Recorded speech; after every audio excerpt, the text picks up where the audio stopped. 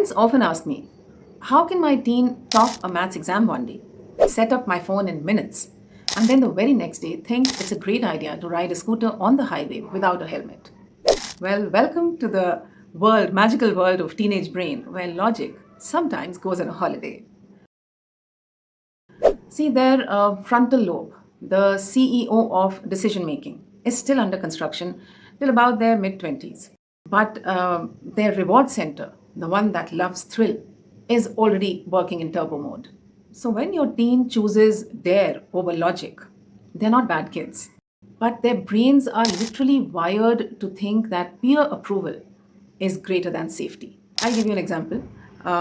One boy told me, Auntie, if I don't do this, my friends will think I'm boring, and I can't take that. So, see, there was a reason in his mind, and for him, a very strong one too. Friends' ka approval at that age is bigger than any logic. Let's first talk about peer pressure choices. A boy jumps into the pool fully clothed and with a phone in his pocket. Parent, chai. क्यों भाई ये क्या था? Mom, सब कर रहे थे.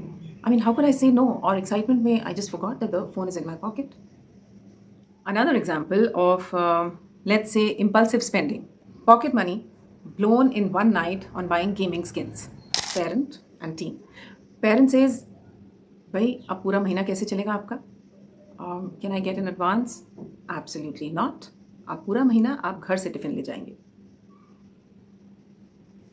Another example, and this one's where where they want to feel independent, but don't realize that it could be risky. A daughter sneaks off to a concert instead of going to a group project meeting. She's obviously thrilled, and parents are upset and fuming. But what was going on in the teen's mind underneath? Probably just a craving for independence and FOMO, fear of missing out. So, the first thing you can do as a parent is to stay curious and not furious. Because, frankly speaking, once the garbar has happened, your endeavor should only be to make sure that it doesn't happen again. The mistake is not repeated. So, instead of "tumne aisa kyun kiya," which might sound like an accusation, you can probably say, "What was your plan?" Just stay curious. For example, a mom found out that her son had not done a major assignment which was to be submitted that day.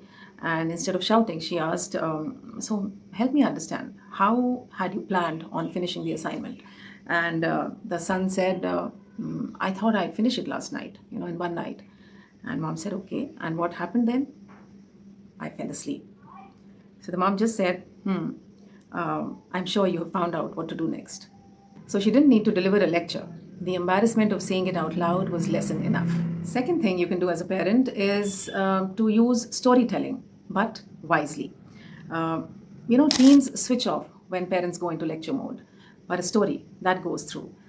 Share your own teenage mistake, but with humility, not with pride. Don't boast about it. For example, if your teen bunks school, you could tell a story from your childhood. You know what? I bunked class once to watch a movie. I thought I was very smart until I landed up sitting right next to my uncle in the theater. He did not complain, but then I thought how badly it could have backfired. What if it was the principal or a teacher from the school? What if something had happened outside of school? So, moral of the story, laugh at yourself, but underline the lesson. Teenagers respect honesty more than sermons. Third, natural consequences end up having a greater impact than lectures. If your teen spends, for example, all their allowance on pizza or fast food, do not rescue them by topping up their pocket money. Let them feel the pinch of going without it for a week. A friend told me that he did this with his daughter, and his daughter complained that this is not fair. And his reply was, No, bache, I think the pizza guy was unfair to you. He charged you too much for your pizzas. I often get asked by parents, my teen does not listen to me when I explain the risks. What do I do? Well, I still face it, and my children are not teenagers. They are 25 and 28, respectively. The solution is, hopefully, this will work. Do not over explain when they are defensive. Wait. Then ask them to predict the outcomes. So, if you don't study today, what do you think tomorrow looks like? Another common question is, should I stop them from taking all risks? No, definitely not. Otherwise, how will you prepare them for life? Let them take safe risks. competitions, travel, even sports injuries. They teach resilience. Step in only when safety, health, or law is at stake. Another hilarious and very common question that I get asked is, will my teen ever become sensible? Yes, they definitely will. By late teens or early 20s, the brain catches up. Till then, think of yourself as the seat belt. The ride will still be bumpy, but you will be there to make sure they are safe. So, parents, next time your teen takes a decision which has you pulling out your hair, pause and think. And remember, it is not rebellion, it is biology, it's peer pressure, it's preparation for adulthood. Your job is not to stop every mistake from happening. Your job is to guide, stay curious, and sometimes let natural consequences do the teaching. Because teens don't need, or any child for that matter, doesn't need perfect parents, they need present ones. Do subscribe for more science-backed parenting with heart, purpose, and thoda sa humor, and do share this video if it made sense to you. Bye-bye. See you in the next video.